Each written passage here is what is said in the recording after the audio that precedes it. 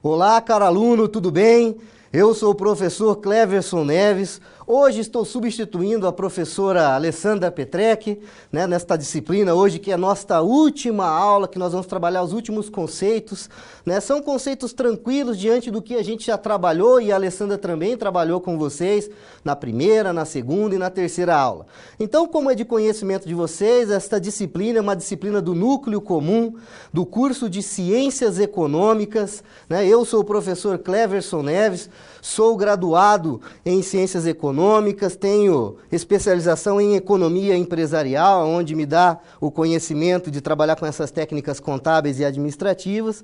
Atualmente sou mestre em Economia Regional, em modelos de insumo-produto e modelos de econometria espacial, e estou em doutoramento aí na Universidade Estadual de Maringá, também trabalhando com esses mesmos modelos.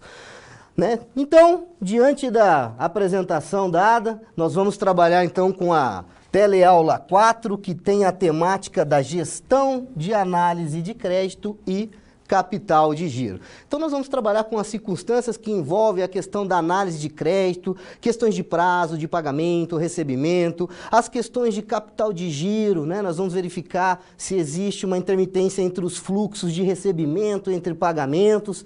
Diante, então, esses são os conceitos que nós vamos apresentar, que estão para vocês aqui na nossa tela, o resumo desta unidade 4, a unidade final, que tem como competência de ensino, os seus aspectos gerais, que é a questão do conhecimento da gestão de recursos financeiros, a questão da análise de crédito e capital de giro, para ter um melhor gerenciamento das contas da empresa, da gestão empresarial. Um resumo do que nós vamos tratar, essa parte mais específica, é trabalhar com a prática da análise de capital de giro, bem como a questão de crédito, as contas a receber e os ciclos de operacionalização e o ciclo financeiro que a empresa se envolve através das situações, problemas que nos vão nos colocar para o melhor entendimento dos conteúdos e para esse fim de resolver todas as situações propostas que foram colocadas no livro acadêmico, que vocês precisam aí também dar uma bela revisada. As palavras-chave que utilizaremos nesta teleaula de hoje: capital de giro, análise de crédito, avaliações de risco e avaliação de contas a receber e a pagar também. O título da teleaula, ratifico então, gestão da análise de crédito e capital de giro, a nossa última teleaula, a teleaula 4. Bom, então o importante aqui é nos colocarmos então diante do que vai ser nos proposto, vamos entender o que essas situações nos vão colocar e que nos necessitará ter um conteúdo teórico para o entendimento e a resolução.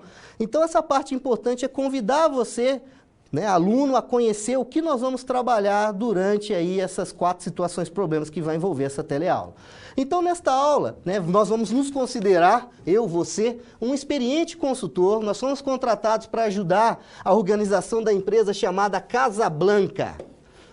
Ela atua no ramo de metalurgia, e pretende gerir melhor os seus negócios no Brasil. Então, para isso, eles solicitaram para que nós desenvolvêssemos uma análise de capital de giro da empresa e, diante disso, formular sugestões para essa análise que nós vamos aí oportunizar.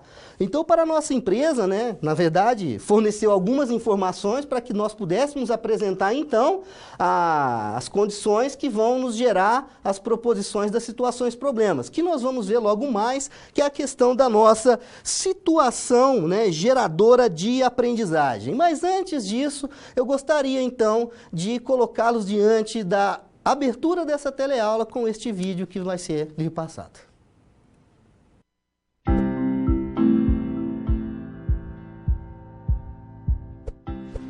Promoção, olha a promoção, leva hoje e paga só daqui a 60 dias.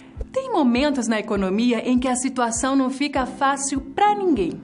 Aí, para continuar vendendo, o jeito é facilitar para o cliente e estender os prazos. O problema é que eu, como empresária, não tenho garantia nenhuma de que irei receber esse dinheiro depois. Por isso, não é para qualquer um que eu ofereço essa vantagem. Eu utilizo padrões de crédito. Para criá-los, eu levei em conta os seguintes fatores.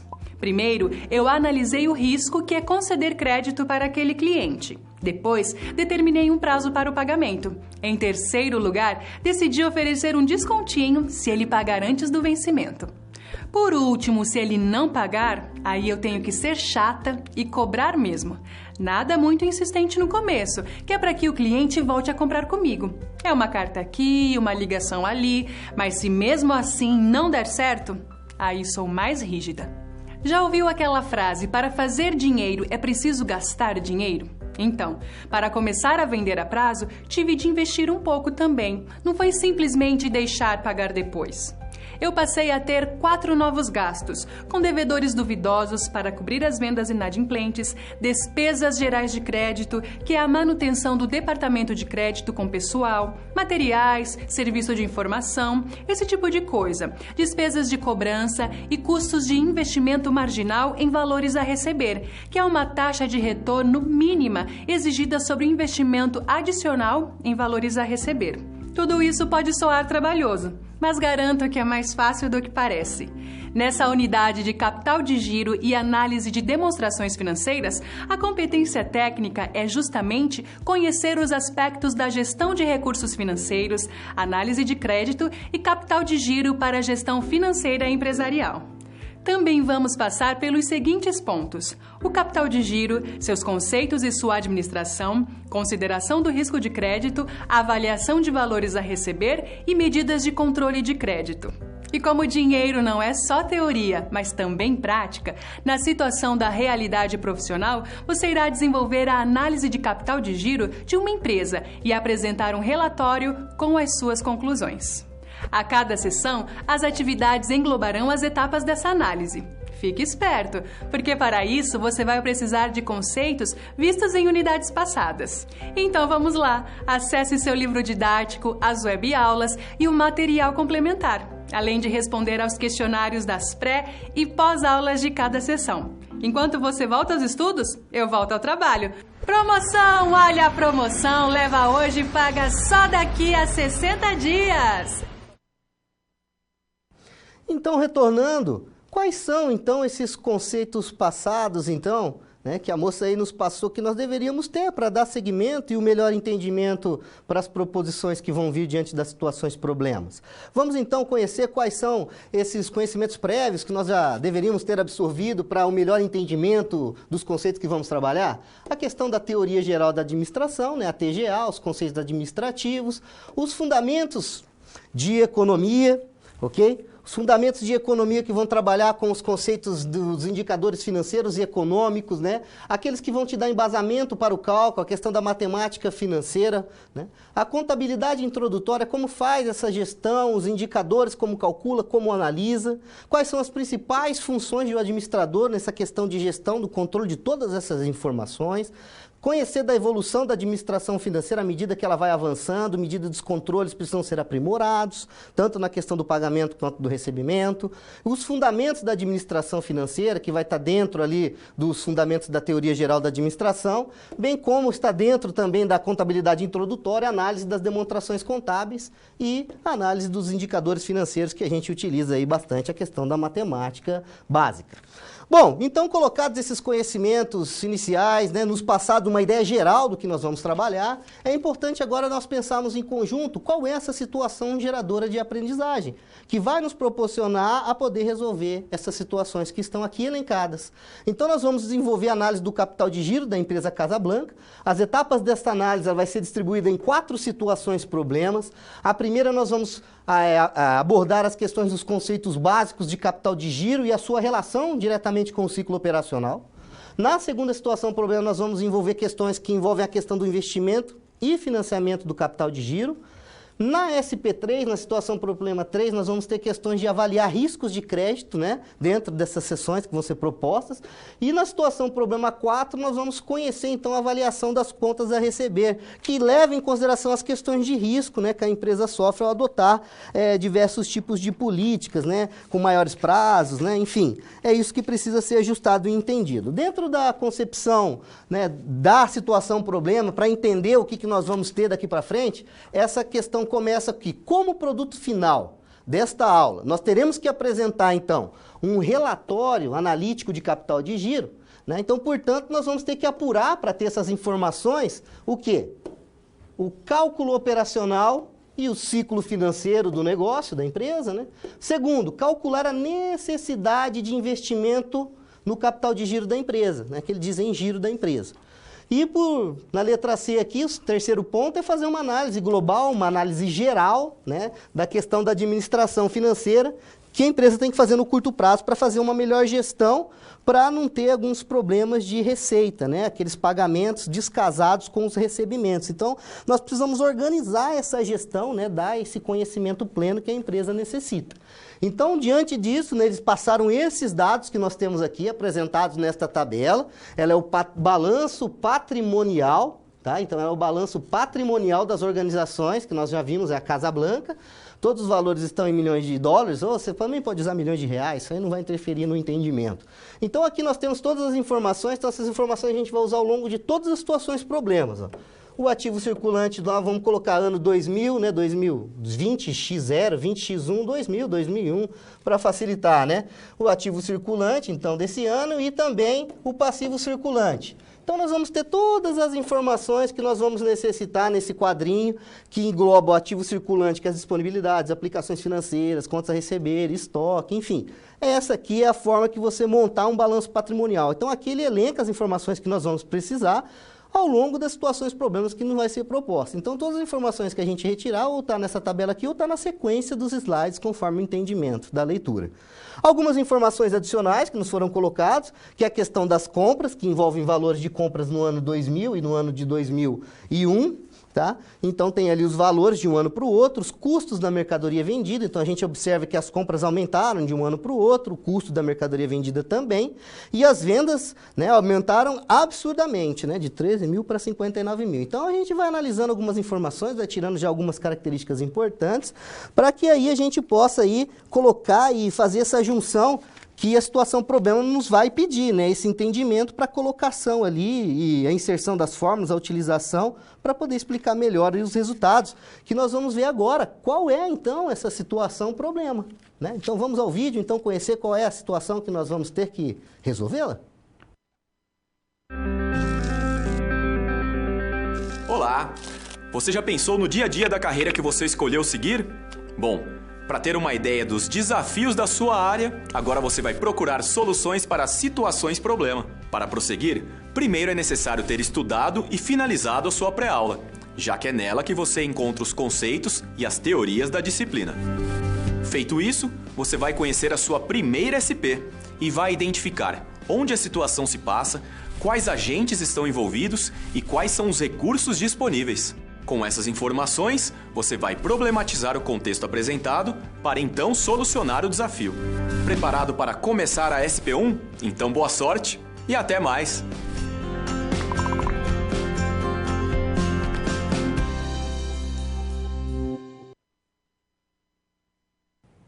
Então vamos conhecer as particularidades desta primeira situação problema. Vamos ao quadro?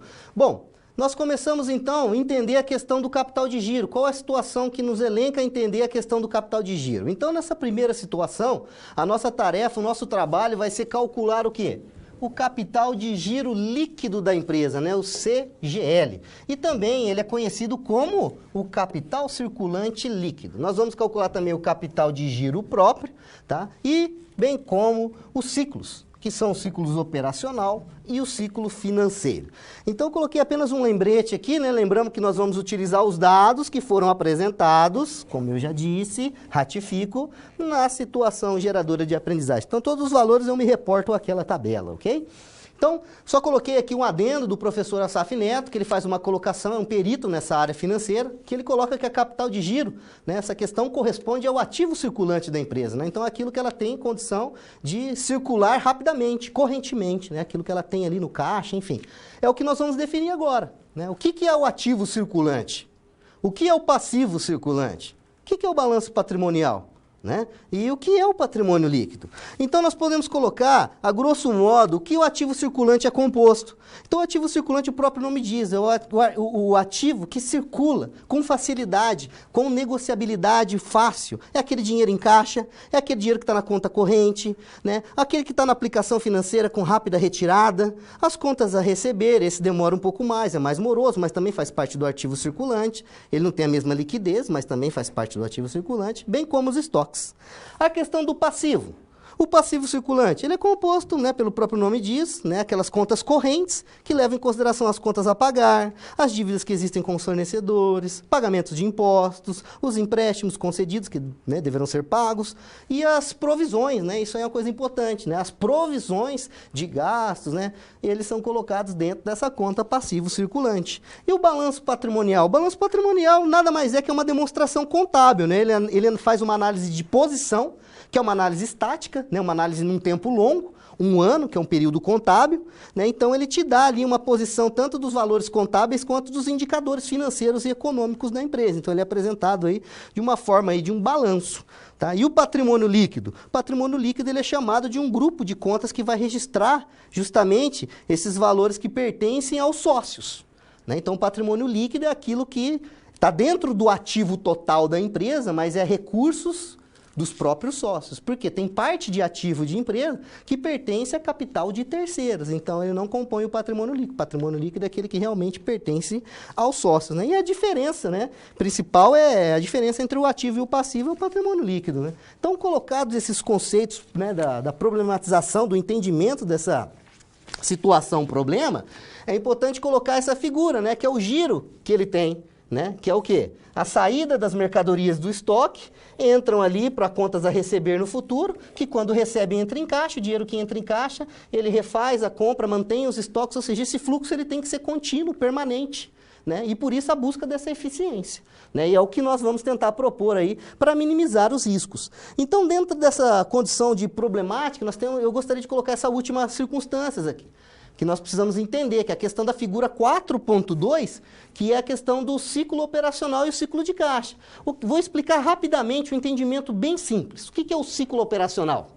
É o tempo total que leva desde a compra do insumo, a compra da mercadoria, que fica dentro da empresa, desde da questão da transformação até chegar no produto final para ficar estocado, até o momento de o recebimento dela. Mas até esse momento do recebimento, para o fechamento desse ciclo operacional, ele tem algumas esferas, que é o quê?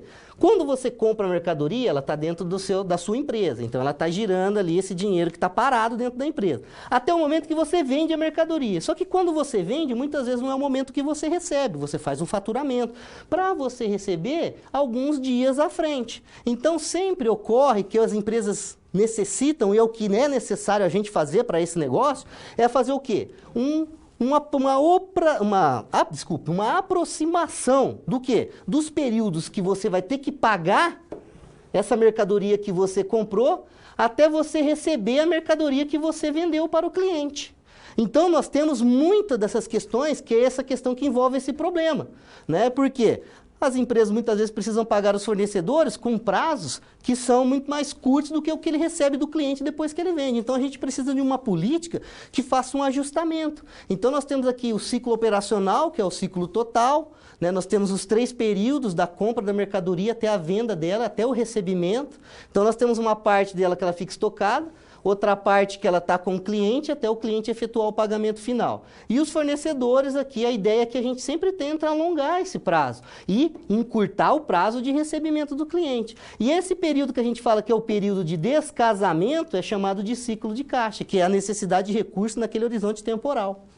Tá? Então, é tudo isso que a gente precisa fazer e fazer esse melhor entendimento para que a gente diminua o ciclo de caixa, aumente o prazo de pagamentos de fornecedores e procure uma política de crédito que minimize os riscos. Minimizando os riscos é reduzindo as datas de recebimento, do período de venda até o período de recebimento. Bom, colocado então essas considerações da problematização, o que nós temos? Então, nós temos a questão do quê? De tentar resolver essa questão. Fomos então, apresentamos, né, todos os conceitos que podem nos permitir a resolução dessa situação problema. E agora vamos tentar resolver essa situação problema, ok? Vamos então ao quadro onde a gente vai apresentar essa primeira resolução, né? Qual que é o primeiro passo, né? Então o primeiro passo é calcular o capital de giro líquido, ou chamado também capital circulante líquido, para os 2 anos apresentados, né? Os 2 anos é o ano de 2010, né? E depois nós vamos calcular para o ano de 2011. Então nós temos todas essas informações, lembra daquela tabela que nós apresentamos? Então nós tiramos de lá, trouxemos ela para cá e vamos apenas aplicar a fórmula, né? O capital circulante líquido é o ativo menos o passivo circulante. Então a gente só vai fazer uma substituibilidade de valores, né? Então ali nós vamos encontrar que esse, né, capital de circulante líquido, ele está no montante de R$ 3.600 para o ano X0, né? O ano 2000, assim como queiram.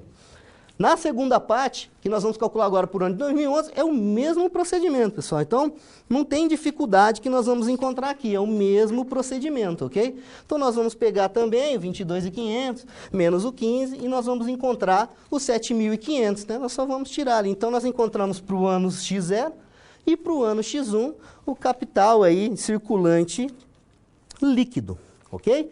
Então, qual que é a conclusão que nós chegamos dessa situação, problema que resolvemos? Calculamos as duas coisas que nos foram propostas. Então, apurando esses resultados do capital de giro próprio, o que nós percebemos? As máquinas e os equipamentos são classificados aonde? No imobilizado e não no realizável a longo prazo.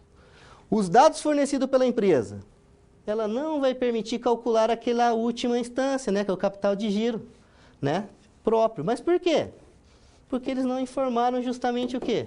O realizável a longo prazo. Pô, tem uma pegadinha aí, professor? Não, não tem, a informação está faltante. Então, por isso que nós não conseguimos resolver essa questão. Mas analisando, voltando ao foco da análise das informações, a empresa, né, tem aqui o capital, né, circulante líquido positivo nos 2 anos, tanto no ano de 2000 quanto no ano de 2011, né, ou X0 ou X1. O que nós percebemos que houve, como eu já citei, né, um aumento significativo no início da aula, para o período de 2000 X1 ou 2011, porque parece ter havido justamente um aumento significativo das vendas dentro desse período decorrente. E acredita-se que seja por conta de uma alteração de política de crédito. É isso que nós vamos ter que colher informações para provar isso que a gente tem como ideia.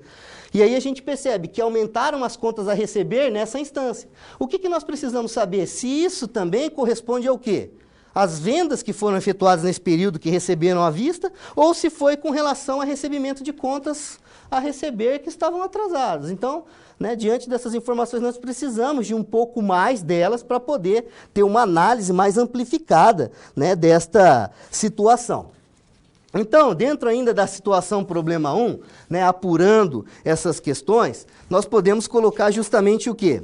Que, apurando o ciclo operacional, o ciclo financeiro da empresa, ainda nós vamos ter que ter o quê?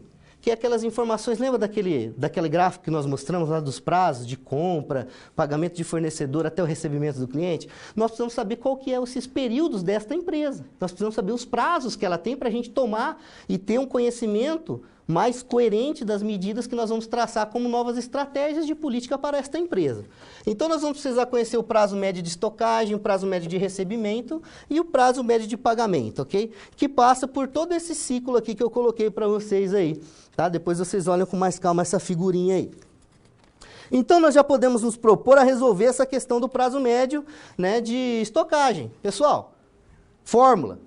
Está na prova. Pode usar calculadora? Pode, mas não pode usar celular. É calculadora. Então, já vou avisando aí, já vou deixando claro. Ah, precisa decorar a fórmula? Não precisa decorar a fórmula. Você precisa entender o resultado. É isso que a gente espera de você. Bom, então, o que eu tenho aqui? Eu tenho o PME, que é o estoque médio, custo de mercadoria vendida. Por que multiplica por 360? Porque eu quero saber justamente um período de 1 ano. Então, eu só faço a mesma coisa, substituibilidade de valores nas fórmulas. Justamente fazendo a substituição, vocês só vão lá na tabela e vão encontrar, né? Se eu ficar aqui voltando toda hora e mostrando, a gente não consegue terminar, né? Senão eu vou ter que falar mais rápido do que eu estou falando. Então, o prazo médio de estocagem aqui, ele demonstra o quê? Em média, 70 dias o produto está ficando em estoque. Né? Então, o tempo que ele está ficando dentro do período de estocagem dele, está demorando 70 dias para ele sair, para ser faturado. Então, são uma das informações importantes que nós vamos segurar para depois a gente fazer uma análise mais aprimorada dessas questões de estocagem. Calculando, então, o prazo médio de recebimento, o que nós temos? Nós vamos pegar a contas a receber médio, nós vamos pegar um valor médio deles, né, dividir pelo período, dividido pelas vendas. Por que eu multiplico por 360? É a mesma circunstância anterior. Então, nós só vamos substituir. Quais as contas a receber? Os 2.800 mais 11.000, dividido por 2, que é o da fórmula, e 59.000 eram as vendas programadas. Tudo isso está na tabelinha lá, pessoal. Eu estou dando sequência aqui porque são informações que é só você olhar lá e colocar aqui. Não tem fórmula, não tem nada de você destrinchar. É só olhar e colocar. Só não pode errar na hora da calculadora. Bom, o prazo médio de recebimento dessas mercadorias está em torno de 42 a 43 dias. Né? Então, o que nós estamos constatando aqui também? Que nós estamos dando um prazo aí de 42 dias para o primeiro pagamento. Então, precisamos saber se essa política está adequada, né, com relação ao que nós estamos produzindo. Né? Outra questão, guardamos aquela informação. Prazo médio do quê? O prazo médio de pagamento. Prazo médio de pagamento, o que eu vou pegar? Vou pagar quem? Os fornecedores. Valor médio que eu pago os fornecedores, dividido pelas compras, 360 você já sabe, é só substituir, né? Ele pega a média, faço a média, pego os 2 anos e divido por 2, por isso que ele fala a média. Dividido por 15.900, que são as compras. Então, fazendo todo esse cálculo aí na calculadora, vocês vão encontrar uma média, um prazo médio de pagamento de 80 dias aproximadamente. Né? Então, até o cliente pagar está aí gerando aí um prazo médio de pagamento de 80 dias. Né? Então, são todas essas informações que são importantíssimas para que a gente dê uma estratégia adequada diante dos números que apresentam que essa empresa tem. Então, o que eles querem? Que nós fazemos um ajuste nesses números e melhorem o desempenho econômico e financeiro do negócio em questão. Bom, isto colocado, o que nós vamos calcular? Calculamos todos os prazos, agora nós vamos para os ciclos. Não foi isso que nos foi proposto nessa situação problema? Então, quais são os ciclos? Ciclo operacional. Como que eu calculo o ciclo operacional? Fórmula dada também, tá? Não precisa se preocupar. Prazo médio de estocagem, mais o prazo médio de recebimento. Esses dois valores eu encontrei, 70 e 42, ou seja, eu tenho um ciclo operacional de 112 dias. Lembra, pessoal? O que é o ciclo operacional? É aquele valor que vai desde a venda, ou seja, da compra dos fornecedores até o pagamento dos clientes. Lembra daquele desenho lá? Que o professor não desenha bem, né? Mas é essa informação que ele está falando, que todo o ciclo, desde o seu início até o pagamento da mercadoria pronta, na mão do consumidor final, demora um prazo de 112 dias. Então, são coisas que precisam ser estudadas se há necessidade de redução. O ciclo operacional da empresa, então, no caso, ratifico, 112 dias, né? Ou seja, recebimento da matéria-prima até o recebimento das vendas, como eu já mencionei, ele precisa de um prazo de 112 dias para a finalização de toda esta operação. Dando sequência aqui, nós vamos calcular o quê? O ciclo financeiro. Como que eu calculo o ciclo financeiro? Formulinha dada também. Ciclo operacional menos o prazo médio de pagamento. Né? Então, eu tenho que o prazo médio de pagamento, né, e o ciclo operacional é o CCO. Né? E aí, o que eu faço? Eu posso fazer uma substituição, posso fazer direto, enfim, você escolhe. Então, ele vai pegar o quê? Justamente, né, o CCO, que ele vai pegar ali o CF, o CCO é igual ao CF, então ele vai fazer as somatórias. Ciclo operacional, né, mais o CF mais o CO, menos o prazo médio de pagamento, né? Ciclo financeiro, né, mais o ciclo operacional, menos o prazo médio de pagamento. Fazendo a substituição, né, eu vou encontrar justamente esse ciclo financeiro de, né, 32 dias. Então, o que ele quer dizer com esse ciclo financeiro de 32 dias? Ele está querendo dizer que esses 32 dias é o prazo que a empresa precisa financiar as suas operações, porque ela precisa pagar seus fornecedores em 32 dias antes do recebimento dessas vendas. O que é isso aqui? Lembra lá do ciclo de caixa? Ciclo de conversão de caixa é aquele pedacinho que a gente precisa fazer o ajuste. Então, o que a gente percebeu aqui?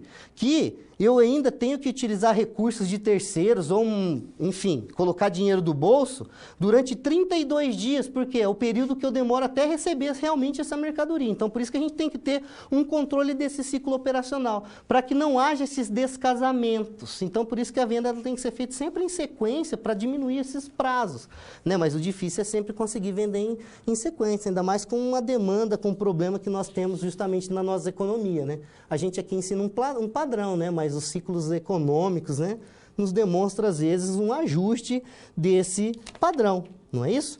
Então, o que nos foi colocado aqui foi justamente resolver essas questões do prazo e do ciclo que nós colocamos para vocês. Acredito que não tenha dificuldade nenhuma em relação a esse entendimento, a substituição. O importante é o quê? Interpretação. Ok? Qualquer dúvida na questão interpretativa, vou estar lá no fórum, na questão da aula-atividade, e a professora Alessandra também vai estar disposta aí a dar todo o suporte necessário, caso seja. Bom, então, resolvida essa questão da segunda situação, da primeira situação problema, né, eu acredito que nós já temos um embasamento teórico para conhecer os preceitos iniciais dessa segunda situação problema. Vamos ver o que envolve essa segunda situação problema?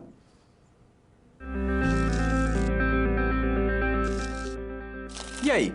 Conseguiu encontrar uma solução satisfatória para a SP1? Como você pôde notar, o desafio apresentado tem como base situações comuns da realidade de mercado. Eles são elaborados a partir de informações de empresas, experiência dos professores e acontecimentos do cotidiano. Isso significa que antes mesmo de você se formar, além de todo o conhecimento teórico, você já está em contato com a realidade do seu futuro profissional.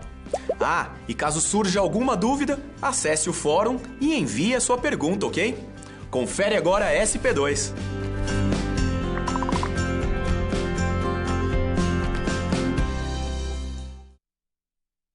Vamos então conhecer as particularidades da segunda situação problema proposta. Vamos ao quadro? Bom, a questão que envolve é a administração do capital de giro. Então, nesse tema, nós vamos simular o quê? Estratégias de investimento em capital de giro para o exercício do ano X3, que é o subsequente ao último ano que nós tínhamos.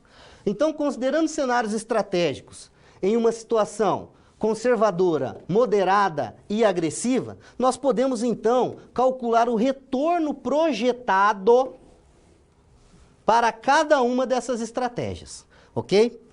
Eu já vou adiantando a vocês aqui o que nós vamos trabalhar, porque senão não dá tempo.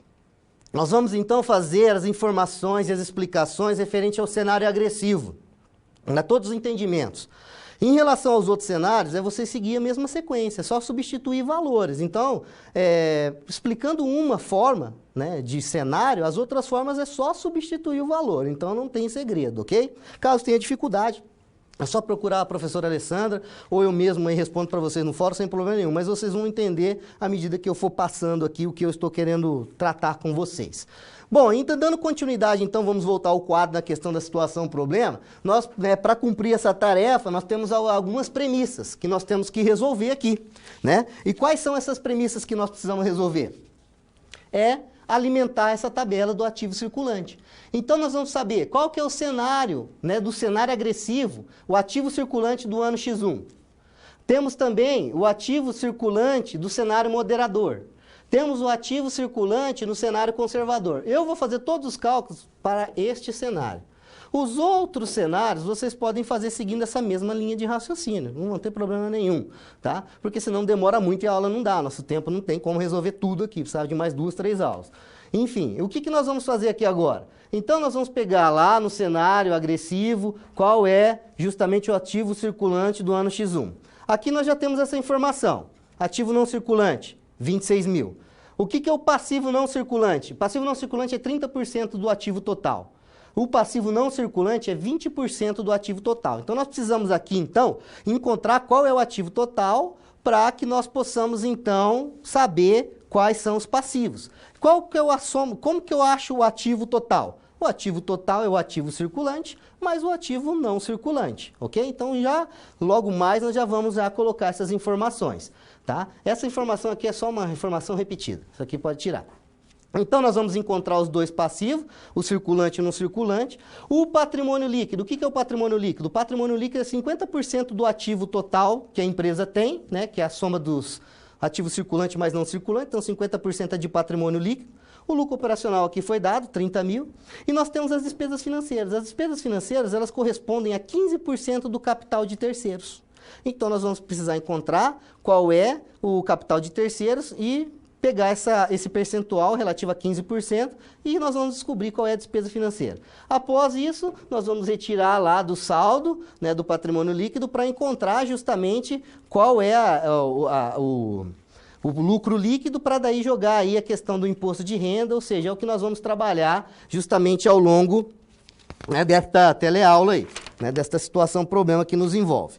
Bom, Então, dando sequência aqui ao conteúdo, o que nós vamos fazer? Nós vamos pegar, então, os valores lá, nós vamos calcular e já, né, eu vou estar apresentando aqui, igual está aqui para vocês, e vou voltando naquela tabela lá, ok? Então, não se preocupe que a gente já vai ter todos esses valores, eu vou explicar para ele de onde que ele veio, ok? Vamos dando sequência. Então, para entender essa questão, para resolver essa situação problema, nós precisamos de informações, como é o capital de giro, por exemplo. O capital de giro, o que ele é? Ele é formado pelo ativo circulante, né? E a questão do ativo circulante do balanço patrimonial. Normalmente, eles são o quê? Constituídos pelas contas. Eu já citei isso, tá? Estou só ratificando. Disponibilidades, contas a receber, os estoques, ok? E qual é outra informação que a gente vai precisar dentro dessa situação problema? Conhecer o que é o ROI. O que é o ROI? É o retorno sobre o patrimônio líquido. Então, eu quero saber a questão que envolve o que? Meu lucro líquido, né, que vai ficar em relação justamente, né, à liquidez aí do meu patrimônio. E aí a gente vai, diante dessa informação, vai poder imputar algumas informações em relação ao risco e o retorno, né, que tem sobre o patrimônio líquido, o investimento feito. E aí a gente vai observar quais é a melhor postura a ser tomada. Uma postura mais agressiva, né, uma postura mais mediana ou uma postura mais conservadora, né, nas questões de ganhos, né, dos retornos que envolve o patrimônio líquido. Então, essa questão também envolve uma subjetividade muito grande de quem é o gestor, dele ter uma postura que vai mudar completamente os resultados. Então, é isso que a gente vai ver aqui também nessa situação, né, problema. A gente vai propor, diante dos cenários, qual é a melhor postura a ser tomada diante dos números, dos indicadores financeiros apresentados. Então, diante dessa apresentação, dessa problematização, é toda uma sequência de raciocínio. Nós vamos dar sequência, então, aqui com a questão da resolução dessa situação. E aí a gente vai voltando naquela tabela que eu falei para vocês e vamos demonstrando onde é que a gente encontrou cada um dos valores, ok? Então, vamos voltar ao quadro, então, né, para que a gente possa observar. Então, eu usei esses dados aqui, ó. Tá? Os outros dados, vocês vão ver que é uma sequência lá. Lembra que eu falei? Ó? O ativo circulante agressivo, 22.500. Isso aí estava lá na tabela, que é o que ele tinha falado aqui. Então, todos os valores que estavam aqui, ó, a gente está preenchendo nessa tabela aqui, ok? Qual que é o ativo não circulante? 26 mil. Então, por exemplo, na outra lá, moderado e conservador, o ativo circulante, lembra? Ele era 20% a mais. Esse aqui, na parte conservadora, ele era 40% a mais, ambos em relação ao quê? Ao ativo circulante agressivo. Isso é uma coisa que não ficou tão implícita nem no livro, tá? Isso aí foi a gente estudando a aula e entendeu que essa era a linha de raciocínio que era para ser usada. Tá? Então, assim, eu já estou explicando para você que toda essa questão, 20% do quê? 40% do quê? Em relação ao estado agressivo de postura. Ativo não circulante no estado agressivo, 26 mil, só ir lá na tabela e reportar isso aí. Qual que é o ativo total? O ativo total era justamente o circulante e o não circulante. Então, ele somou os dois. Tá? O passivo circulante, o que ele falou que era o passivo circulante? Era a soma do ativo total, era 30%. Não era? E o passivo circulante? Lembra que era 20% do total? Né? E o patrimônio líquido? 50% do total. Todas essas informações estavam explicitadas lá. Então, a gente vai fazer uma substituição e calcular, só não pode errar no cálculo. Então, pessoal, por isso que eu falei, explicar só este lado para vocês, que não dá tempo, senão, né, as outras coisas é a mesma linha de raciocínio. O que vai mudar de um para o outro é a ponderação, porque esse valor aqui vai ser diferente desse valor. Então, ou seja, todos esses cálculos aqui terão valores diferentes. Mas a memória, a essência de como construir é a mesma. Então, nós encontramos aqui no cenário agressivo todos os valores necessários que nós precisamos, né? Para conhecer aí, nós temos o ativo total, nós temos o passivo total, nós temos o patrimônio líquido, o passivo circulante e não circulante, né? O ativo também. Ou seja, nós temos todas as informações que nós vamos dar embasamento para resolver essa situação primeiro. Então, fizemos esse quadro, comparamos essas três estratégias, percebemos aqui um aumento, né, do ativo total, quando eu vou passando de agressivo moderado para conservador, né, e também vou percebendo também o aumento do ativo circulante. Então, a gente vai verificando se o patrimônio aumentou ou diminuiu, então a gente percebe isso também. Então, são informações que nós vamos precisar no segundo momento. Essa aqui é a tabela analisada após a aplicação dos valores. Aqui ela já só somou, né, o que a gente estava verificando lá, ó. Então, agora nós temos os valores realmente que aquela tabela estava pedindo, né? Lá ainda estava ali na fase de confecção, né? que são a confecção dessa tabela aqui. Ela está pronta aqui, que são esses recursos aqui, tá? Então, ele vai pegar o ativo circulante, o ativo não circulante, somando ele tem o ativo total, a questão do passivo a mesma coisa, né? O passivo circulante e não circulante, ele vai ter o passivo total, né? Mais o patrimônio líquido, ok? Então, esse aí é o gap que você precisa saber. Então, você soma também para ser o passivo total o patrimônio líquido. Tá? E da mesma forma ali para a questão moderada, para a questão dos resultados mais, né, conservadores, não é isso? Então, nós temos a aplicação dessas premissas, nós temos esse cálculo, nós podemos perceber aí, né, o que eu já vinha falado, o aumento do passivo total, né, o aumento aí também do ativo circulante, um aumento do patrimônio líquido, nós só precisamos conhecer mais algumas particularidades dos indicadores. Agora, o que eu preciso saber? Que era a última particularidade desse indicador. Qual que era a última particularidade desse indicador? É o que eu preciso saber. Que é o quê? O chamado quê? ROI. Projetado, não foi isso que foi nos pedido? E o que é o ROI projetado? Nós queremos saber para cada uma dessas estratégias qual é o retorno operacional líquido desse investimento que está sendo feito, dos negócios que estão sendo girando. Então, como que eu calculo isso? Eu tenho que preencher essa tabela aqui da mesma forma, tá? Então, eu vou só pegar lá na outra tabela quais são os valores do lucro operacional agressivo, foi esse que eu vou explicar para vocês. As despesas financeiras. Então, ele vai pegar, o que eram as despesas financeiras? Lembra lá na tabelinha lá? 15% do capital de terceiro. Então, ele vai pegar o capital de terceiro, que é o quê? O capital de terceiro? Passivo circulante, mas o passivo não circulante. Não foi isso? Então, ele pegando o capital de terceiro e aplicando sobre esses valores, ó. Né? Passivo circulante, passivo não circulante. 15%. Ele vai encontrar justamente a somatória ali de 3.637,50, que é a somatória desses dois valores, que é a despesa financeira. Tá? Então, lá numa moderada, você vai fazer a mesma memória de cálculo, vai utilizar os mesmos recursos, por isso que é uma complementação, né? Não adianta a gente ficar fazendo contas repetitivas aqui. Ela tem a mesma estrutura. Então, fazendo, né, justamente pegando o lucro operacional, retirando as despesas financeiras, né, passivo, circulante, não circulante, nós vamos encontrar justamente o quê? O lucro operacional antes do IR. O que nós pegamos aqui? O lucro operacional bruto menos o quê? As despesas financeiras, né? Então, o que nós vamos encontrar depois? Nós vamos pegar, tirar o valor líquido, que dá os 26.362,50. Qual era o percentual do imposto de renda a ser imputado? 40%. 40% do imposto de renda, né? Então, que se refere justamente ao valor de 10.545. Tirando justamente do lucro a questão dos 26.363. Ele arredondou aqui, tá, pessoal? O lucro líquido, tá? Então, você pode ver que está 362,5, houve um arredondamento, tá? Por isso que a gente coloca essa informação aqui. Então, como que ele faz para calcular o ROI da estratégia agressiva? Então, ele justamente vai pegar o quê? O valor de 15.817,50, né? Que se refere justamente ao quê? O patrimônio líquido e dividir por 24.250. E aí ele vai encontrar o quê? O ROI, que é essa tabela já somada e construída. Então, essa tabela, depois de pronta, né, ela tem essa característica, né? Tem esse gasto de despesa financeira, com passivo circulante e não circulante, o lucro antes do imposto de renda, né? Tem o valor do imposto de renda, o lucro líquido, né? Que é o 15.818 que eu tinha falado, que é a diferença entre os dois, obviamente, e aquele cálculo anterior que nós pegamos aqui, o 15.817, né? Que na verdade chamou 15.818, dividido por 24.250, esse 24.250 por 15.818, nós temos que o retorno operacional sobre o patrimônio líquido é numa esfera de 65%. Então, se eu analisar essas três estratégias, depois de calculado, eu observo o quê? A ROI de cada uma delas. E qual é o ROI que está me dando maior retorno no patrimônio líquido? Né? Então, o que eu posso observar? Que eu tenho que começar a observar um horizonte estratégico mais agressivo. Porque ele me mostrou que diante desses recursos que eu tenho, os indicadores que estão apresentados até o momento, o cenário agressivo, essa estratégia agressiva, essa postura agressiva é aquela que está me dando maior retorno sobre o patrimônio líquido. Então, eu preciso analisar o que agora? Mais alguns momentos da economia para ver se ela vai se manter com o mesmo padrão anterior, para daí eu tomar essas características, porque eu estou me embasando pelo passado, não estou? Então, eu tenho que tentar ver como vai estar o presente, porque as vendas também elas determinam uma questão de oferta e demanda, né? Nós fazemos as projeções, mas muitas vezes elas podem ser furadas.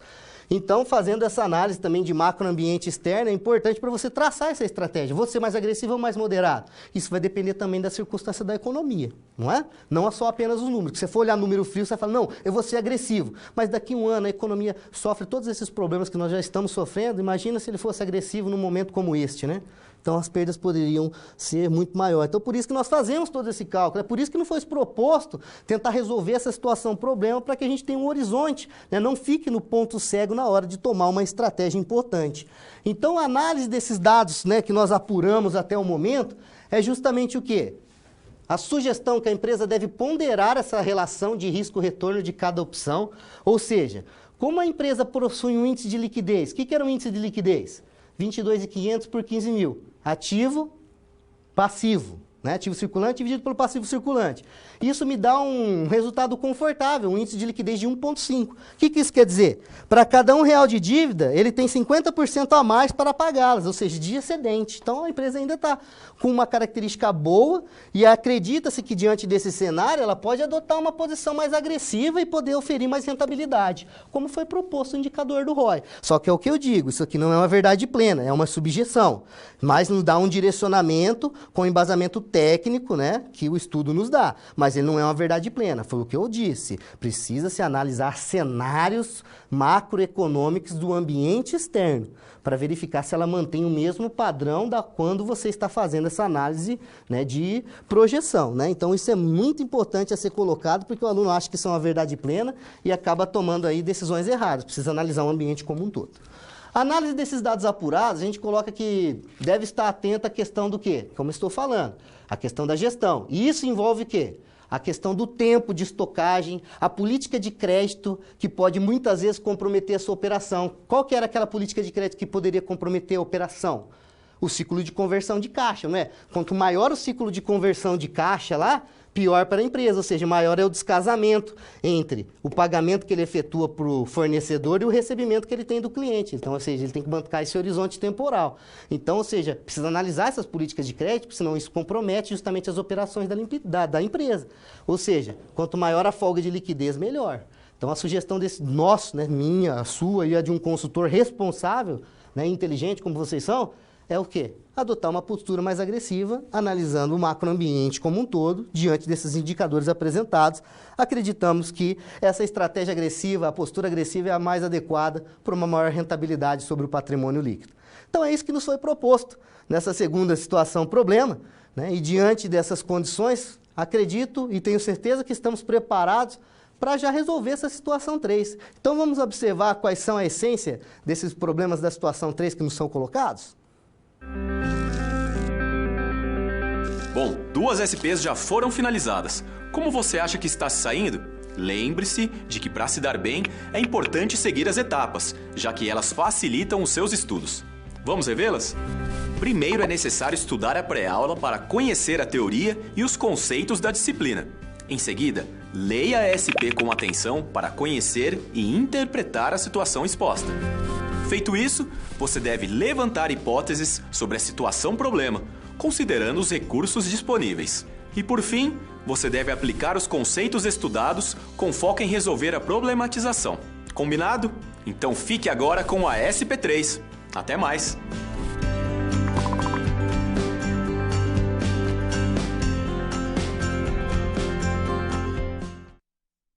Vamos então, caros alunos, conhecer qual é, então, as particularidades da terceira situação-problema que nos foi proposto a resolver. Bom, as questões que envolvem a terceira situação-problema são questões que envolvem avaliação de risco de crédito, ou seja, análise de crédito e risco.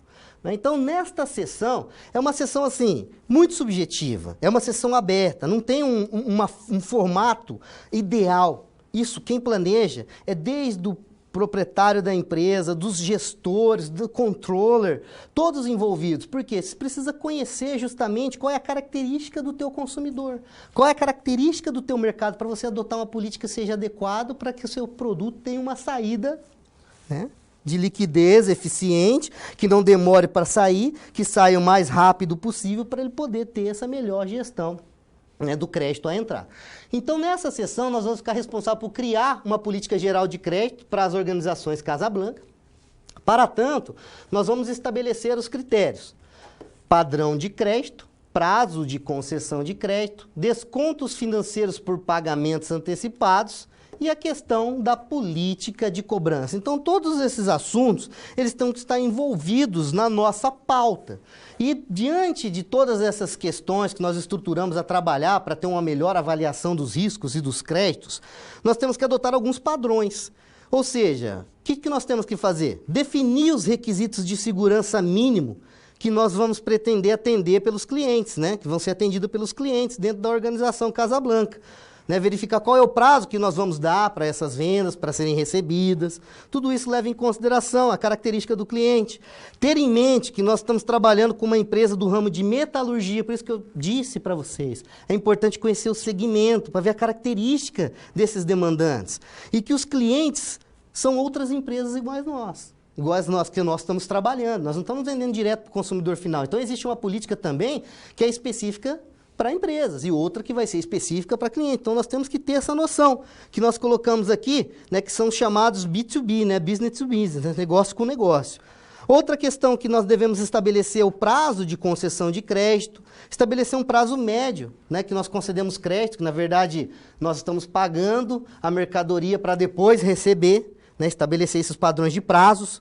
Não esquecer de relacionar com o ciclo operacional da empresa, o que nós calculamos naquela sessão lá anterior, lá do desenho do ciclo operacional completo, né, que nós calculamos os ciclos.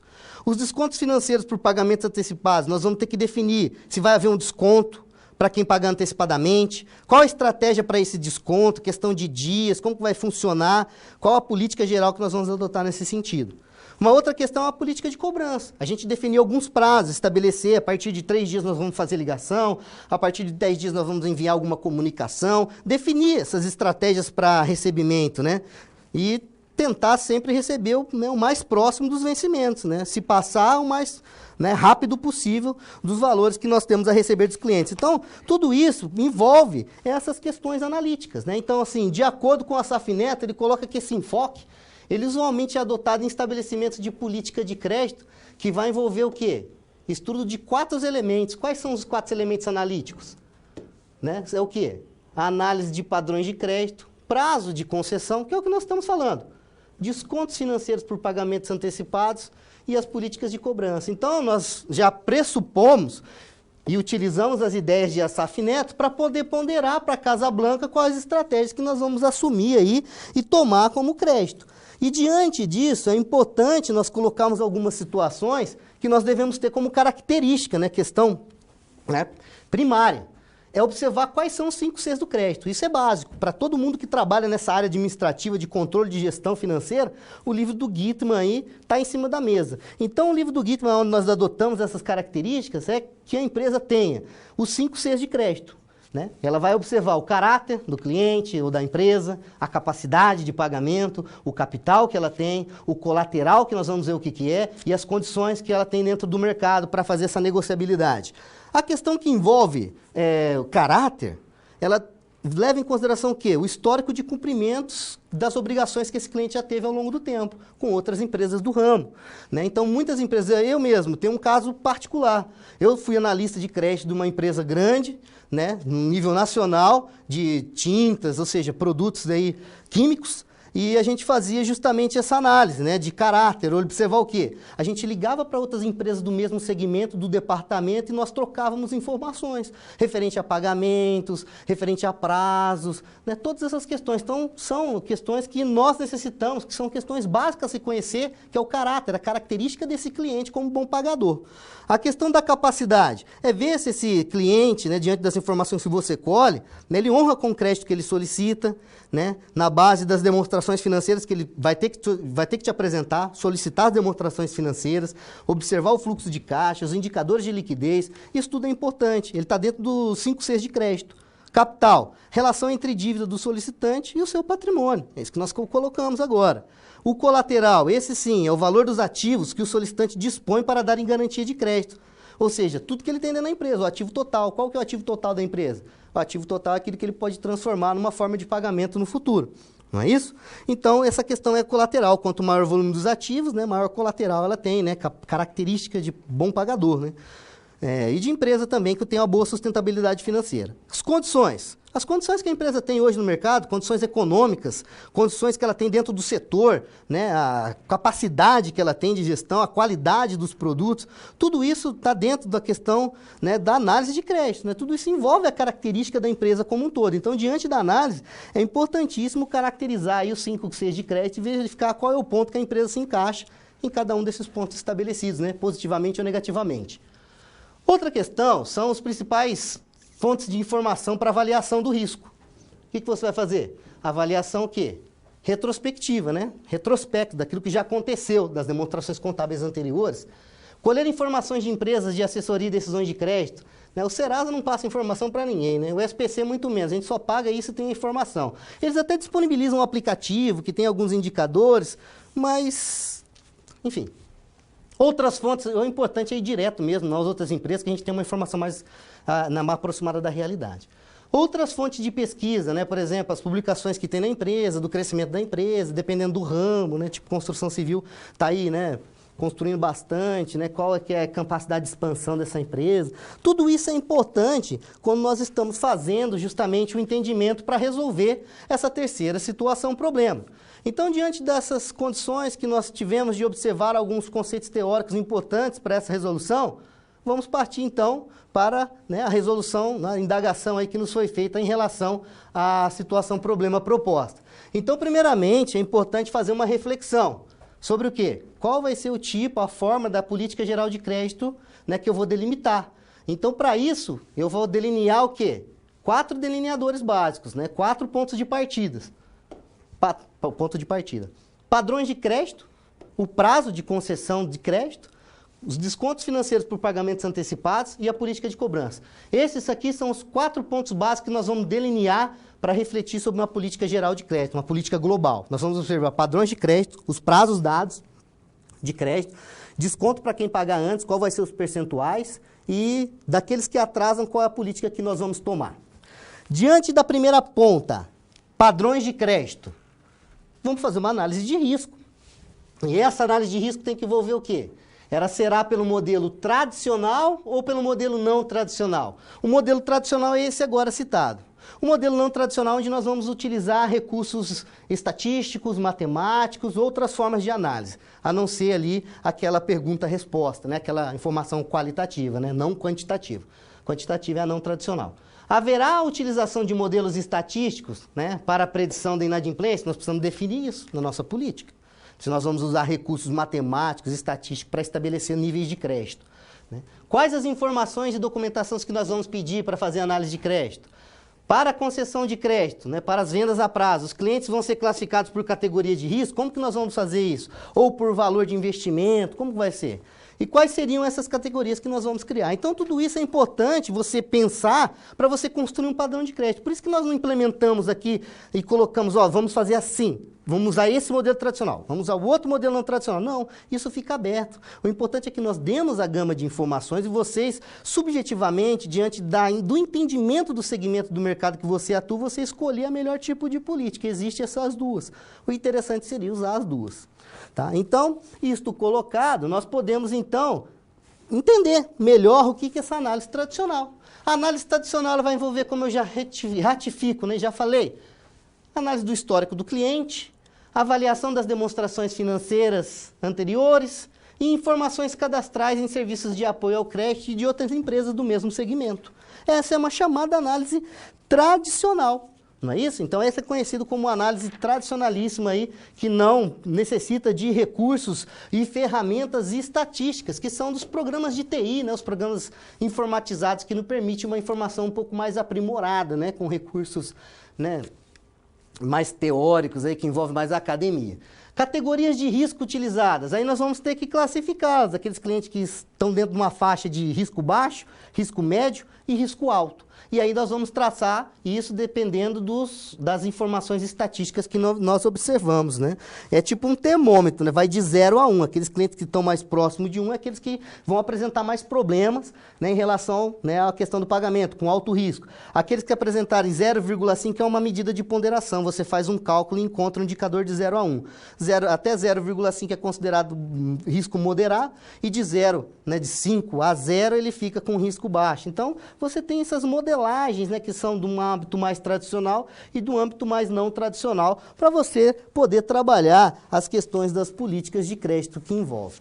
Agora, um outro ponto é a questão do quê? Da concessão de crédito, né? Você não vai numa empresa, muitas vezes, você vai lá e faz um crediário, você vai pagar no outro mês, enfim. Essas concessões, como nós vamos trabalhar com ela? Eu preciso saber qual é o prazo médio de concessão que nós vamos dar de crédito para uma determinada empresa, para um determinado cliente. Vai ter diferenciação de prazo de crédito quando envolver categoria de risco? Aquele mais risco mais alto, risco mais moderado, isso influencia no prazo de crédito? Então, nós vamos casando todas as informações e é importante casá-las para você ter uma maior eficiência desta análise.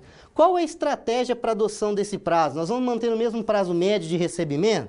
A ideia é que não, né? Nós já vimos ali que nós precisamos dar uma reduzida, né, nesses prazos de recebimento, né, alongar um pouco o prazo de pagamento de fornecedor, né? Outra questão que envolve aqui ainda a análise de crédito, o prazo de concessão. Nós vamos conceder prazo de pagamentos aí, que é a linha de crédito, para pagar até 30, 60 e 90 dias, né? Ou seja, o prazo médio desse último período estudado que nós estamos observando até o momento é 45 dias. Está adequado? Né? Esse prazo é condizente? Exatamente, que eu disse, está adequado? Está condizente com a estratégia de capital de giro da empresa? E isso é monitorado constantemente? Essa é uma grande questão importante, porque a economia em si, ela influencia nessas relações de compra e venda e na capacidade de pagamento dos agentes demandantes. Então, isso é muito importante, esses ajustes, desde que sejam aí bimestrais, trimestrais, mas é importantíssimo você fazer e não deixar aí para o período contábil que é no final do ano. Ainda dentro da questão de avaliação, é importante verificar a questão dos descontos, que era o último ponto lá que nós estávamos trabalhando. Qual que vai ser a política de desconto para quem paga antecipadamente? Nós vamos adotar que tipo de política para concessão de descontos financeiros? Né? O que nós vamos esperar, né, com essa estratégia que nós vamos adotar? Né? Se nós, por exemplo, ali adotar uma política de grandes descontos para quem pagar com 10 dias, com 20 dias, qual que vai ser o percentual de desconto? Então, a gente tem que também observar que nós temos uma margem, que aí a gente tem que casar com aquele ciclo de conversão do caixa para que não haja uma insuficiência justamente naqueles momentos. Então, a gente tem que fazer um casamento de todas as informações aqui. Por isso que é importante ter esse embasamento aí que nós estamos passando para vocês. Outra questão que envolve a questão de análise, vocês percebem que ela é longa, né? Ela é um pouco longa, por quê? É uma coisa que envolve uma complexidade de informações, por isso nós estamos dando todas as possibilidades para vocês. Tá? A questão aqui, como o prazo médio de recebimento está condizente com a estratégia de capital de giro da empresa? É o que eu estou falando. Não será adotada uma política de concessão de descontos financeiros por pagamentos antecipados? Diante daquele cenário que a gente viu lá atrás, não é tão interessante. Na verdade, na verdade, é interessante sim, sempre o cliente pagar antes. Mas eu acho que a prioridade daquelas informações que nós tivemos é justamente reduzir esse prazo de pagamento do cliente, né, para que a gente receba antes e tente o quê? Conversar com os fornecedores para prolongar esse pagamento, para minimizar o ciclo de conversão de caixa. Né? A princípio, né, na verdade, é melhor a empresa reduzir o prazo de pagamento do que ele dar um desconto, porque o desconto ele está deixando de receber. Né? Então, ou seja, o monitoramento vai reduzir o lucro lá na frente. O monitoramento desse prazo médio de recebimento ele é constante e os descontos somente serão utilizados se esse prazo for maior do que 45 dias, que vai comprometer daí o capital de giro da empresa, que essa era a possibilidade, não é? Que foi colocado. O prazo médio que a gente tinha observado, né, é constante e os descontos somente serão utilizados se esse prazo for maior que os 45 dias, porque daí vai haver aquele descasamento, que é o que a gente estava constatando lá no início. Bom, atualmente a gestão, né, diante de todas essas informações, a gente pode concluir que não há necessidade de abrir mão do quê? Do resultado de concessão de desconto. Não precisamos abrir mão, né? O que ele está colocando? Atualmente conclui que não há necessidade de abrir mão. Então, nós não precisamos abrir mão, né, do quê? Da concessão de descontos. Podemos manter. A ideia é que nós fazemos um ajuste, né? Tentamos reduzir esse prazo, né, de pagamento, né, do recebimento, prazo médio de recebimento nosso e pagamento do cliente. Esse é o ponto principal. Ainda dentro da questão da política de cobrança, como que nós vamos classificar essa política de cobrança? Né? Como é que nós vamos ponderar essa política de cobrança? Né? Nós vamos ser rígidos? Nós vamos ficar no meio termo? Ou nós vamos abrir as comportas financeiras da empresa, né? Então a ideia é que qual procedimento essa empresa vai adotar?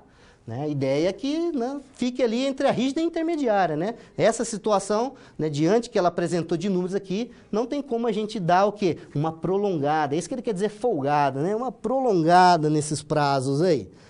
Ainda dentro da ideia de política de cobrança, a ideia é que nós descrevemos o quê? Os objetivos dessa política, que é a minimização o quê? Do saldo que não recebeu, né, que é aquilo que ficou a receber, que está atrasado, e tentar diminuir o prazo de pagamento dos clientes depois do faturamento das mercadorias. Então, a política de cobrança ela é classificada como intermediária. Ó. Então, nós vamos adotar uma política intermediária, já que o processo de análise de risco é bastante rigoroso, né? Poderia ser ainda mais, mas estamos num processo intermediário analítico. O objetivo dessa política de cobrança é minimamente garantir o recebimento, que ele fala, tempestivo, temporal dos valores a receber ao longo de um determinado momento. Então é isso que nós colocamos como uma política aí de cobrança e a partir daí nós podemos traçar, então, procedimentos, que aqui que é o ponto final. Quais são os procedimentos, então, que eu vou adotar caso o cliente atrase? Então, eu vou criar procedimentos de 5 em 5 dias. Nos 5 dias de atraso, eu emito uma carta de cobrança. Então, eu vou, tá vendo? Eu vou moldando a forma que eu vou fazer com que o meu departamento de cobrança cobre aí esses atrasados. Depois de 5 dias, emito uma segunda carta. Passou de mais 5 dias, faça a cobrança por telefone, anota os registros, tento programar um recebimento. Dá mais 15 dias. Essa questão de tempo, por isso que eu digo, é subjetivo de quem está fazendo a política. Então, isso não é uma regra, 5, depois mais 15 dias, não. Isso quem vai determinar é o feeling de quem está fazendo a gestão dessa carteira de recebimentos. Tá? Isso aqui é um padrão, mas nem sempre funciona para todos os tipos de segmento. Por isso que eu falei, é importante, a metalurgia, então tem uma característica. Efetivar a restrição cadastral em órgão de proteção de crédito, né? Já bota o cara no SPC ali, já trava ele, né? Faz uma notificação no cartório e encaminha para o advogado aí para fazer uma cobrança judicial, caso ele não pague depois de 60 dias. A notificação ao cartório 45 e 60. Isso é determinado pelas empresas, né? Tem os procedimentos padrões adotados, né? Já houve uma mudança agora, né? Não precisa mais esperar 30 dias depois do vencimento para poder notificar a restrição junto ao sistema de proteção ao crédito, diminuir os dias. Se eu não me engano, passou de 10 dias, já pode fazer essa notificação. Enfim, precisa se ajustar e atualizar em relação a essas informações de políticas de crédito. Então, é como eu falei, né? Ela é bem ampla, ela é complexa, ela não tem uma informação concreta, é assim que existe, é assim que faz, é assim que eu tomo as decisões. A gente dá um amparato global das informações, te dá um direcionamento e as restrições quem faz é o gestor, diante do feeling que ele tem e dos números que ele já observou, das políticas que ele precisa adotar para chegar justamente no objetivo que a Casa Blanca tem. E diante desses objetivos que a Casa Blanca tem, é importante nós conhecermos o quê? A última situação problema, que é a nossa quarta situação problema. Vamos conhecer qual é a essência dela? Quando você faz uso de todo o material didático, você passa a conhecer as teorias e os conceitos da disciplina de forma mais completa. Só assim as SPs, que servem de exercícios práticos que te preparam para o mercado de trabalho, terão efeito na sua carreira. Ou seja, seguindo as etapas, você está adquirindo experiência profissional antes mesmo de terminar o seu curso. E se durante a sua leitura algum ponto de interrogação surgir, não se preocupe. Envie sua dúvida no fórum, ok? Fique agora com a SP4. Boa sorte!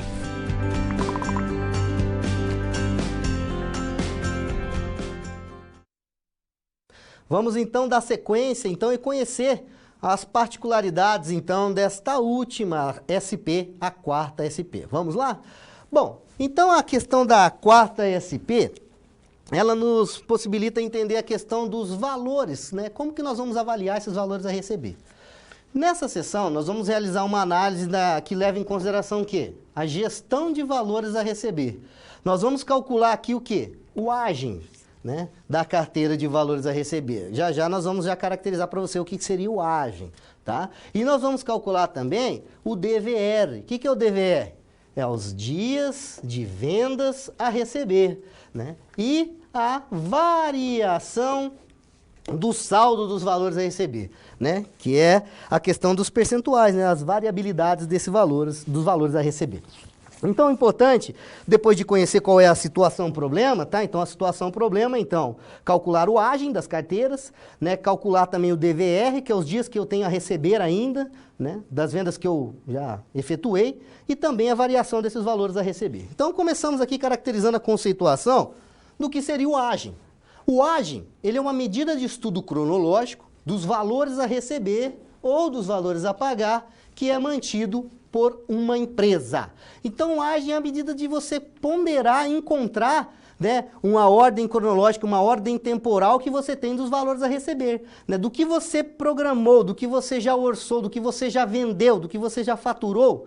Você precisa saber quantos dias você vai levar para receber tudo isso, né?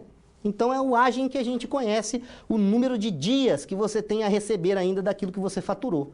E o DVR? O DVR é justamente o que nós acabamos de falar. Ele vai ser um resultado que vai mostrar uma média que diz o quê? Quantos dias das vendas que nós já realizamos no ano ainda não foi recebidas. Ou seja, no cálculo a gente vai encontrar 10, 20, 30 dias. Então ainda falta 30 dias para mim receber das mercadorias que eu vendi anteriormente. Para isso eu preciso ter o quê? Os valores a receber no final do período e as vendas, uma média das vendas diárias no período. Aí eu vou encontrar quais são os dias que ainda eu tenho a receber ao longo do ano, né? Então, nós temos aqui uma informação só para caracterizar, né, ilustrar essas condições teóricas, que ele coloca aqui, ó, eu tenho o quê? A abertura das contas a receber da empresa, eu tenho vendas vencidas a receber R$ 1.100. Eu tenho vendas a vencer ao longo de 30 dias, 2.750. Eu tenho a vencer em 30 dias. Então eu vou somar 2.750 mais 4.950, né? Que eu tenho a vencer ainda dentro de 30 dias, não é isso? E o que eu tenho a vencer em 60 dias? 2.200. Né? E assim sucessivamente aí você vai tendo as informações caso elas, né, já nos mostrem. Então o que nós precisamos encontrar que aquele DVR é saber o tanto que eu tenho que receber ao longo dos períodos, né, subsequentes, né, para mim poder traçar uma estratégia. Por exemplo, um exemplo que é colocado aqui é justamente o exemplo da situação problema desta questão da Casa Blanca. Então nós pegamos ali, ó, por exemplo, para o ano de X1 lá, 2011, por exemplo, as organizações Casa Blanca tinham um projeto, né? Um projeto de orçamento, um projeto orçado que levava os seguintes valores. Eu orcei que eu ia vender 40 mil e eu orcei também que eu ia receber, né, nesse período aí, 8 mil. Agora eu quero saber, qual é o DVR, né? Quais são os dias ainda que falta para mim receber todos esses valores, né? Então, como calcular o DVR? Eu justamente pego contas a receber, pego ali as vendas realizadas e divido por 360, porque eu não quero saber por dia, e aí a gente considera como padrão um ano tendo 360 dias. Tá? Então eu vou encontrar aqui justamente 72 dias ainda, né, estão à frente para mim receber. Eu ainda tenho 72 dias para, né, receber aí, né, os pagamentos dos consumidores. Aqui, né, só fazendo um adendo, aqui nós já demos a possibilidade de entender como nós vamos resolver a situação-problema. Nesse slide, nós já passamos a resolver a situação-problema que nos foi colocada. Não é? Então, eu preciso saber qual que é o percentual de valores que eu tenho a receber que no mês, né, durante o mês, em um mês, depois de 2 meses, depois de 3 meses. E aquelas que já estavam vencidas. Tá? Então, os valores a gente já tinha, a gente vai calcular o quê? Sobre o total. Ó, então, inicialmente, nós vamos calcular o quê? O agem, que é os valores a receber, depois nós iremos pegar o quê? Qual é o total que eu tenho a receber e conhecer a proporcionalidade para cada horizonte temporal, para cada tempo de vencimento, não é isso? Bom, então colocando essas questões, nós vamos ter o quê? Que as vendas efetuadas nesse mês, ela totaliza ali 11 mil reais, né? 11 mil dólares, né? E desses 11 mil dólares, né, que é 100% da dívida da dívida das pessoas e da minha receita a receber, né, ao longo desses períodos, 10% se referem justamente a valores vencidos, no montante de R$ 1.100. Desse valor, 25% está vencendo dentro de um mês, durante 7, 10, 15 dias, e durante 30 dias eu tenho mais 45%. E foi o que eu falei. Se eu pegar o que eu tenho a receber dentro de um mês, eu tenho o quê? 70% para receber dentro de um mês, eu tenho 10% atrasado, e a vencer durante 2 meses, 2.200, que corresponde a 20%, que totaliza aí justamente os 100% que eu tenho a receber, não é isso? Então, no terceiro mês, então, a ideia é que nós já tenhamos recebido, né, todas essas questões. Então, é importante para que você conheça essa informação, para você fazer uma programação, né? Entender também que o ajuste do fluxo de caixa ele precisa ser feito diante do quê? Desses recebimentos. Por isso que eu tenho que tentar casar essa informação com o pagamento que eu vou fazer com os fornecedores. Então, eu preciso saber, eu preciso melhorar minha política de cobrança, eu preciso diminuir meu tempo que eu dou de prazo para pagamento desses clientes, né? Eu preciso ter uma maior negociabilidade em relação a essas possibilidades que nos está demonstrada aí dentro dessas condições, tá? Então, uma questão crucial aqui, que a gente coloca como uma leitura analítica, é que a empresa tem uma carteira no ano, né, no final do ano, em dezembro de 2011 lá, por exemplo, ou 2001, como vocês quiserem, de R$11 mil, que é o que nós já vimos, não é isso? De conta a receber. Desse valor, 1.100, que é 10%, já está vencido. Então, ela deve tomar alguma medida de cobrança, não é? Então, precisa mudar a política de cobrança. Nós estamos vendo aqui que algo no nosso departamento está ineficiente. Lógico que os clientes não têm dinheiro para pagar. Se tivesse, tinha pago. Mas nós precisamos achar alguma maneira que se adeque à forma de pagamento desse cliente, para que a gente possa receber, né? Parcelar, enfim. 70% da sua carteira irá vencer até um mês e 20% vence em 2 meses. Então, diante dessas proporções, nós precisamos adotar uma política que estabeleça uma melhor forma de pagamento e que se enquadre dentro dessas condições. Então, o importante também é calcular o DVR, para mim saber o que eu posso dar de condições para saber, diante dessa possibilidade, os dias ainda que eu tenho a realizar, que eu tenho a receber, para que eu possa também fazer todo esse casamento dessa informação. Então, para esse cálculo, nós temos os dados que estão na situação problema, tá? Lá no livro está até errado, é SR, né? Mas é na situação problema. Como nós estamos trabalhando com o valor ossado, né? Então, os valores das contas a receber e das vendas, eles vão estar lá na demonstração financeira, no balanço de pagamento e nas informações adicionais. Lembra? Lá no início da situação problema 1. É lá que vai estar as informações. E diante daquelas informações que nos foi propostas, nós já podemos, então, tentar resolver essa situação problema, né? Qual é essa situação problema? Calcular qual é os dias que eu tenho a receber, ainda que falta dentro de cada um desses períodos. Então, considerando lá que nós pegamos os dados lá, lembra? Lá 2.800, lá do ano 2000x0. Só voltar na tabela lá que vocês vão ver. Do ano 2x1, 11 mil. As vendas que eu tinha programadas a receber, isso aqui é o orçado, não é? E esse aqui é o realizado já em 2011 que a gente observou. Então, nós temos essas duas informações. Então, o que eu preciso saber de 2010 para 2011, se esse prazo de recebimento que eu tinha ao longo do ano aumentou e diminuiu. Em 2000, né, então o cálculo é aquela mesma memória que a gente já fez. Então, dando sequência aqui, porque não temos problema quanto à substituição de fórmulas, né? E para o ano de 2011, nós temos 67,12. Então, o que isso significa? Que do ano 2000 para o ano de 2001, ou do ano 2x0 para o ano 2x1, houve o quê? Uma redução dos prazos a receber. Isso é bom ou ruim? É bom. Por quê? A empresa está reduzindo os dias que ela tem que receber no futuro. Ou seja, ela está conseguindo uma antecipação. Ela não precisa esperar os 77,54 dias como ela esperou em 2000x0 para receber. Em 2000x1, ela recebeu em 67 dias. Ou seja, alguma política de crédito foi adotada que chegou justamente nessas questões. Nós precisamos conhecer para poder melhorar, dar os parabéns para quem merece e aprimorar sempre os nossos conhecimentos. Então, uma leitura desta análise, uma leitura analítica dessa condição, nós podemos colocar a seguinte situação. O número de dias de vendas a receber foi reduzido, né? Que ele aproximou lá o valor que a gente encontrou, tá? De 78 dias de x0 para aproximadamente 67 dias de 2x1. Esse é um indicador positivo, foi o que eu falei. Por quê? Ele é atribuído pela melhor performance da política de cobrança da empresa. Ela está mais eficiente, ela ajustou a data, ela diminuiu em quase 10 dias, não é? O prazo de pagamento é em 9 dias, tá? Então, é muito importante para que a gente tenha essas informações e procure melhorar cada vez mais e procurar deixar esses indicadores cada vez mais positivos. Uma outra análise a se fazer, que completa todas essas informações, é o quê? É eu saber se realmente essa circunstância, ela veio do quê? Do meu departamento de cobrança. Ou se ela veio do quê? Da venda de mercadorias que teve um recebimento naquele momento da venda. Compra à vista, venda à vista. E aí eu preciso de algumas informações. O que eu faço? Eu vou lá no contas a receber, eu sou o gestor dela, pego o valor orçado que eu tinha a receber e o que eu realmente fiz, aquilo que foi realizado. E eu observei uma variação de R$3.000, ou seja, nossa, eu projetei em receber 8, eu recebi 11, recebi 3 a mais. Esses 3, essa variação é devido ao quê? Ao meu departamento de vendas, que efetuou as vendas e recebeu mais, ou foi o meu departamento de cobrança? Aqui as contas estão feitas, que é o que eu vou mostrar para vocês como é que foram feitas essas contas aqui.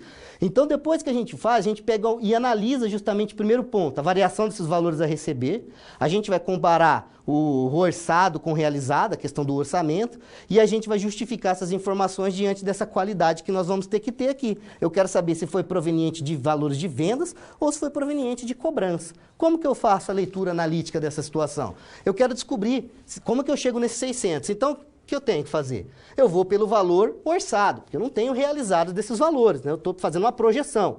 Então, o que eu pego? A variação das vendas no período, né, realizado, e no período orçado, divido por 360 para saber o dia, né, o valor em dias, e multiplico por 72. Professor, por que multiplica por 72?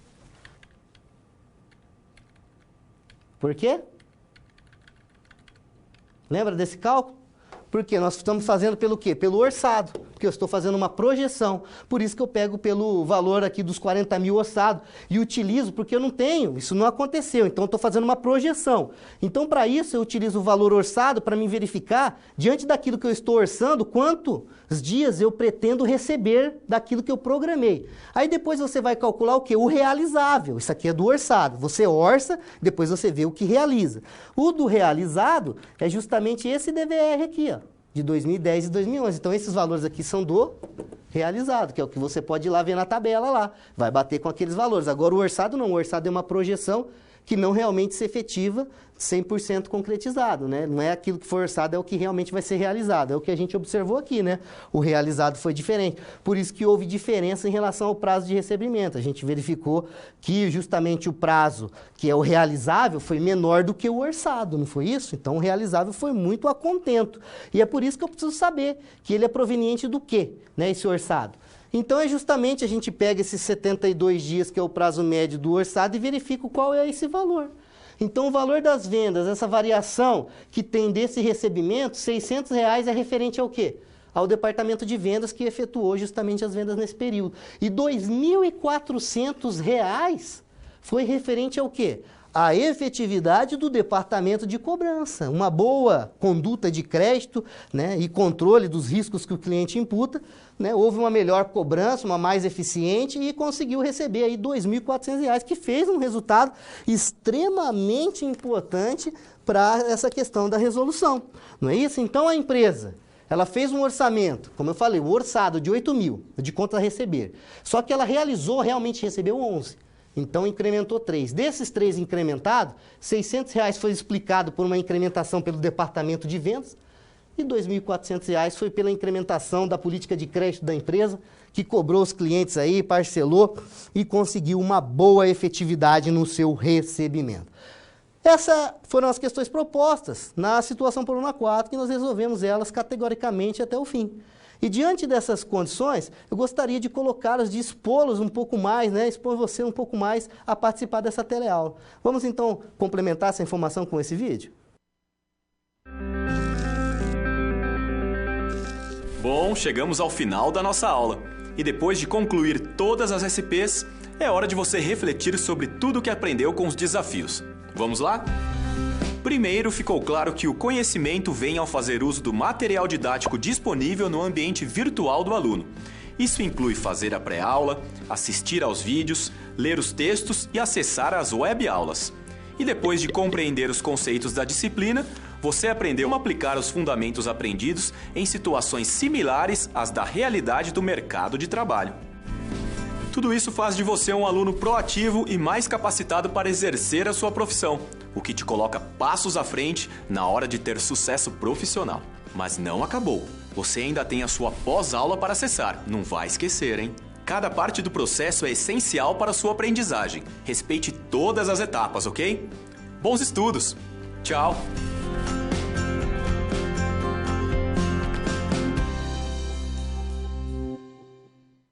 Bom, caro aluno, agora é com você. Então, gostaria de provocá-lo para algumas situações, né? Gostaria que vocês revisassem o livro, pessoal, sei que é difícil, vocês estão aí, vocês perceberam, né? Vocês até conversaram aí um pouquinho com o tutor, ele me reportou, me disse a questão da fala, mas se vocês perceberem, olha o tempo, olha o conteúdo que eu dei. Eu acho que seria impossível eu falar um pouco mais devagar ou demorar um pouco mais no raciocínio. Por isso que a gente precisa muito que vocês façam as atividades propostas, né? Pratique os conhecimentos, pessoal. Não precisa de lista. Vocês podem pegar as próprias situações, problemas que foram envolvidos dentro de todas as unidades, situações 4 que tem cada dentro da unidade, revise. Tente resolver. As questões da prova vai sair dali. As questões da prova vai sair da teleaula. O professor está dando a dica. Depois vocês perguntam lá para a Alessandra. É dali que a gente tira. Então, assim, não se preocupe tanto, tente entender como é que resolve as situações, problemas, que as nossas questões estão todas envolvidas com aquilo que foi trabalhado.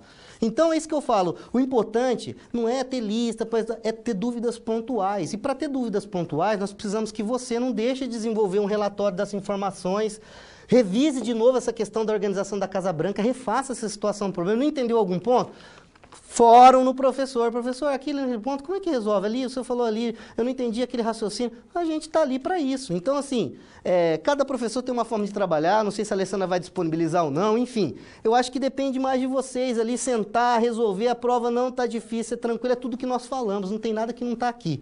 Precisou de fórmula, está lá. Calculadora não pode errar na hora de apertar o número e dar o igual certinho. Então, assim, fique tranquilos, pessoal, não tem nada de dificuldade, coisa que vocês vão se complicar. Caso vocês queiram conversar mais um pouco, trocar uma ideia, eu vou estar à disposição lá no fórum, lá no chat, para tirar as dúvidas, conversar um pouco com vocês. Revise então essas questões, tenham dúvidas, se reporte a Alessandra, caso ela precise, eu estou ali para dar todo o auxílio que vocês precisarem. Mas fique tranquilo.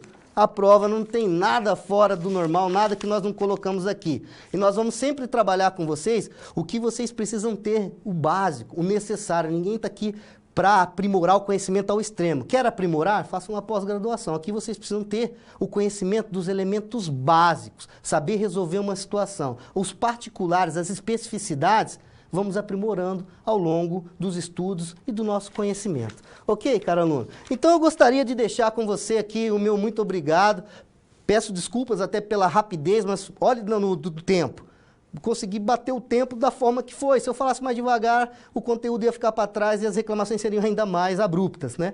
Então, gostaria de compreender, né, com vocês essa situação. Peço a compreensão de todos. Caso tenham dúvidas, eu e a professora Alessandra vamos estar disponíveis para todas as questões que envolvem esta teleaula. Então, deixo aqui o meu muito obrigado, meu boa noite e com vocês fica então o vídeo de encerramento desta teleaula. Até mais, pessoal. Um grande abraço.